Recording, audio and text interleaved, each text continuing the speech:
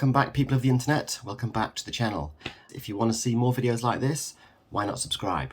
Anyway, let's move on. Today I'm going to look at a book about He-Man. Here it is. The Art of He-Man and the Masters of the Universe. Wow, look at that.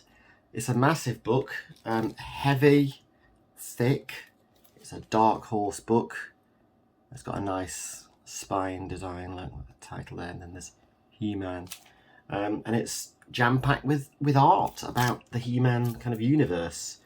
I love the cover. I like this kind of oil painting kind of treatment. Looks very dashing, don't you think? Dashing. Other kind of versions of He-Man, should we say, along the bottom. So when was it published, I hear you ask? I don't know. It retails at $49.99 in the US. I'm not sure what that equates to in the UK. It says in 1982, the world was introduced to He-Man and the Masters of the Universe.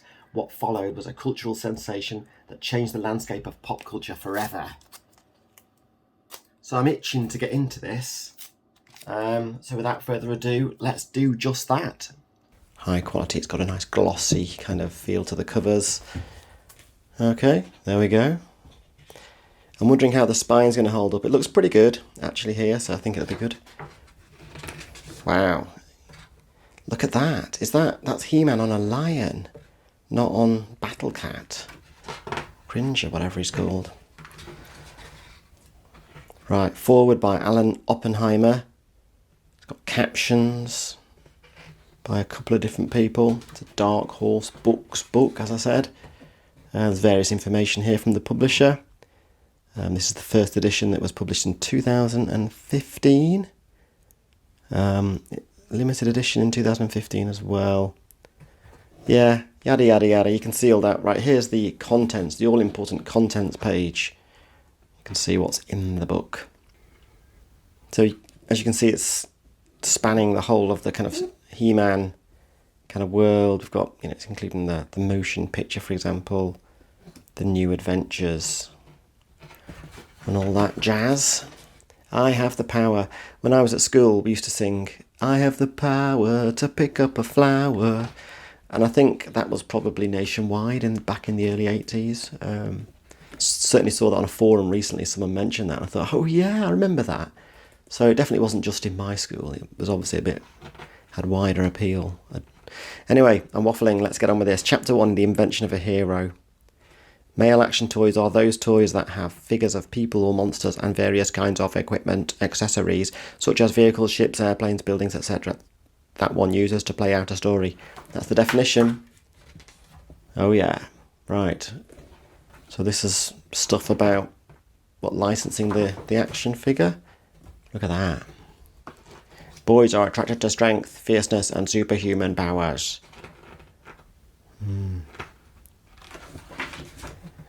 Well, look at this. There's lots of interesting stuff here, isn't there? I like that sketch. I'm not going to go through each and every page and dissect it. I simply haven't got time. But I'm certainly going to show you each of the pages, what's on them. There's Duncan, Man-at-Arms. Right. Oh, look at this. Attributes for figures. That is quite interesting, isn't it? Durable. Would last a long time. I like the way they've put a long time. Fun to play with. That's really interesting. Can dress in different costumes. Maybe. Easy to play with. Yeah, you don't want really stiff arms that you can't move properly. Has features that make it different from other toys. Is named after a famous TV movie star or other personality. Has a shooting feature. Yeah, needs rewording.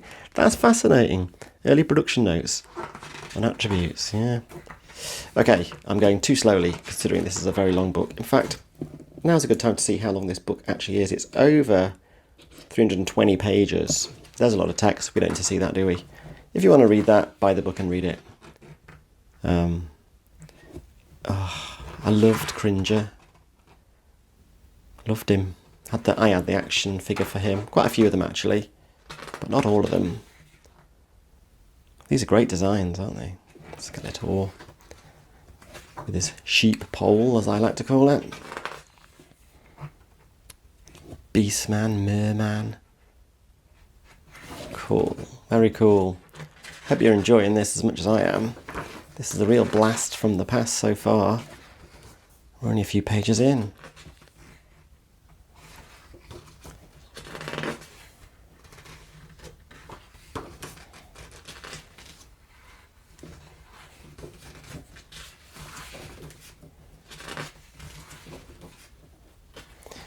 Well, there's the first action figure, or certainly the first one that I recognise and possibly owned, with the shield, the axe, and that. I think that did come off, didn't it? That, whatever it was, torso, clothing, armour.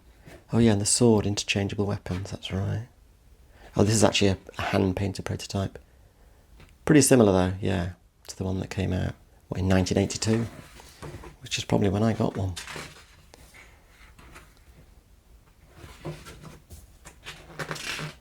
There's a lot of characters. Ram Man, yeah, he was good. Didn't have a neck. I suppose a neck would have been something of a hindrance to him, given he liked ramming people with his head. Let me just have a quick look at these. Wow. So I think my favourites were, I definitely like Beastman. He didn't seem to have a neck either. Interesting. Where was Merman in all of this? Can't see him on that page. Anyway. That's an interesting weapon. Don't remember seeing that one. And there's a dinosaur. Looks like something from Toy Story, perhaps. Bit of crossover. Unproduced toys. Well, this. Oh, look at that. What's this? Well, that's a very. Look at the headband and the swishy hair. That wouldn't work for me. Right. Here's some unproduced toys. That looks awesome, doesn't it? Inside a dinosaur. Very awesome. Bigfoot. Rotary man. He rotates. You can see why they perhaps didn't make him. Oh, look at this thing gobbling up. Gobble, gobble. Gobbling He-Man. Wow. Sitting very upright there. Not the most comfortable of seats. Oh, look at that, that's weird, isn't it? Like a big mouth spaceship. Right, packaging art. This will be an interesting section.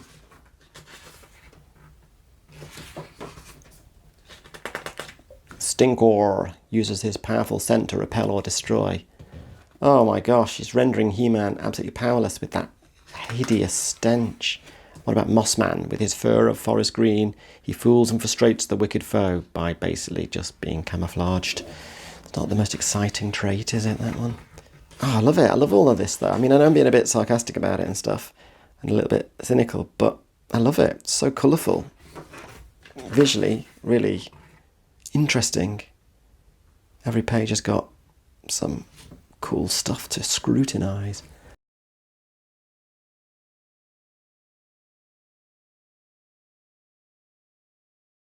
This is a cool picture of him on that thing. Yeah. Brilliant. I'm going to keep going anyway.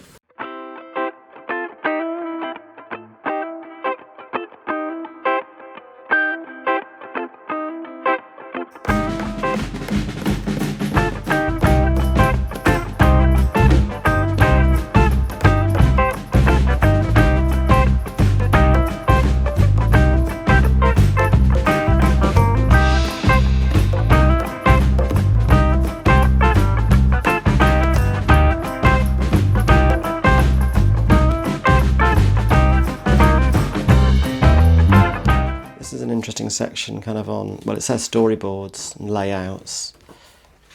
I like this art. This to me, is this one of the poses from the opening credits, I Have the Power? Yeah. And here, held aloft my sword and whatever. Oh, look at this. This is very interesting. We've got animation cells here. Oh, now then. I wonder if I can get these, hold these up to the light a little bit so you can see it better.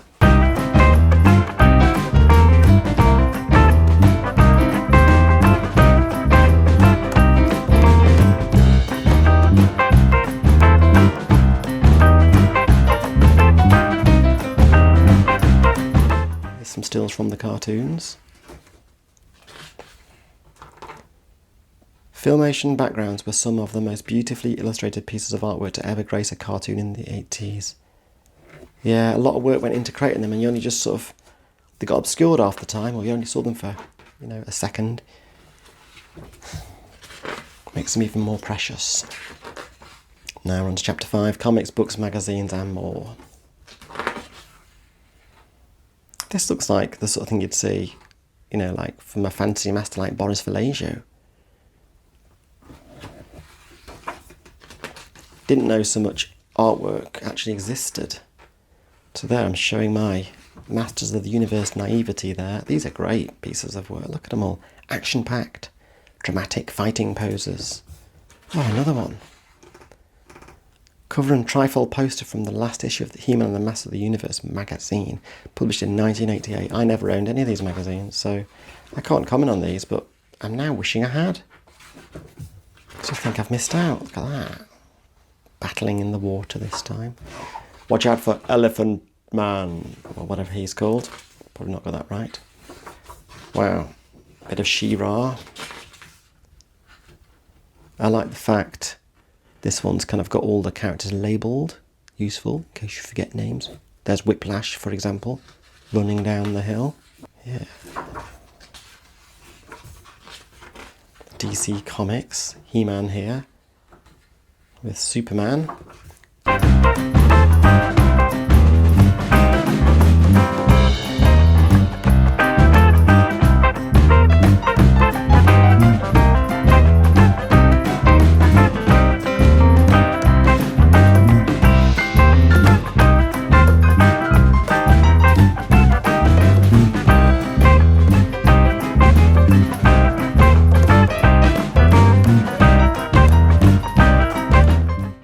This is the design for a float used in the Macy's Thanksgiving Day Parade that was 75 feet long and weighed 20 tons.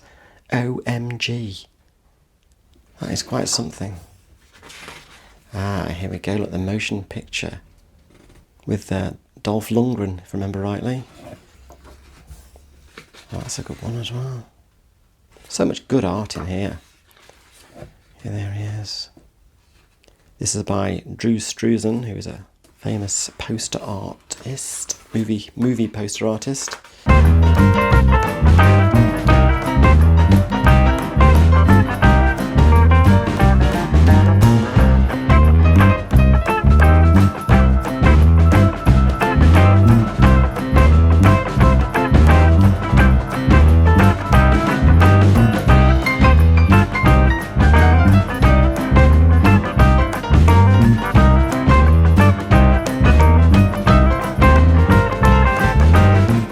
Unproduced toys. The collection reborn. So this is the more recent cartoon, isn't it? After nearly a decade of hibernation, it returned in a major way with the Millennium's relaunch of the brand.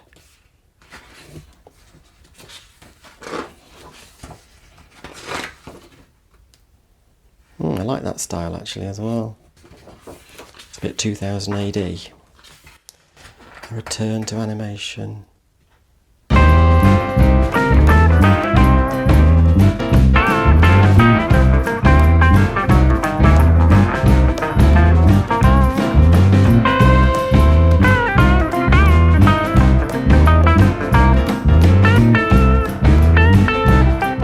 Just page after page of stunning artwork. I don't know why, that face just makes me laugh.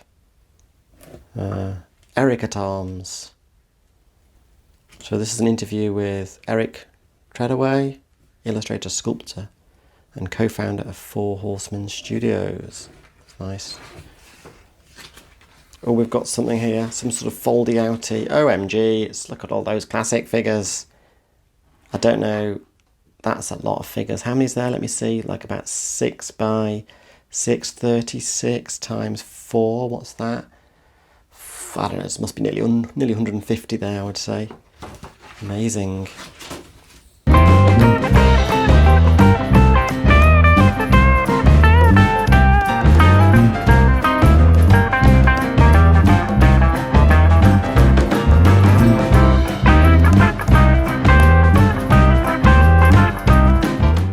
What's this? Rose Scotto. An interview with Scott Knightlich, Mattel brand manager. So he's in charge of all the toys, I'm guessing, and the games.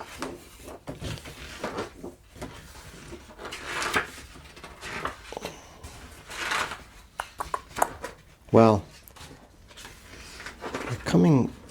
we're getting near to the end. Still a few pages to go. Stuff on social media. Wow. Yeah, He-Man lives on in the social media world.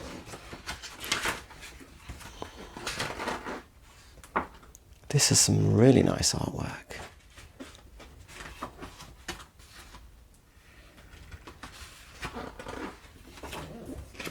Oh, I think that, what's this? This is some sort of fan art, a variant cover by Darwin Cook. I'm sorry, he looks a little weedy there. Not really, that's not really how I imagine He-Man to look.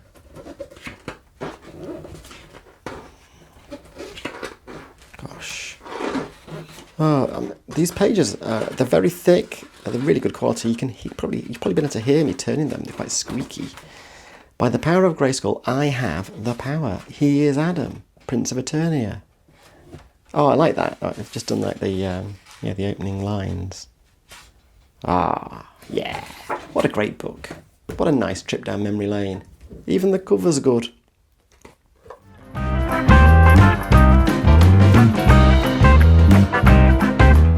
So I hope you enjoyed watching this video. I really did. This is a great book. If you're into He-Man, if you've got any kind of, I don't know, feelings for He-Man or sentimentality around it, then this is one to get for sure. Anyway, see you next time. Bye.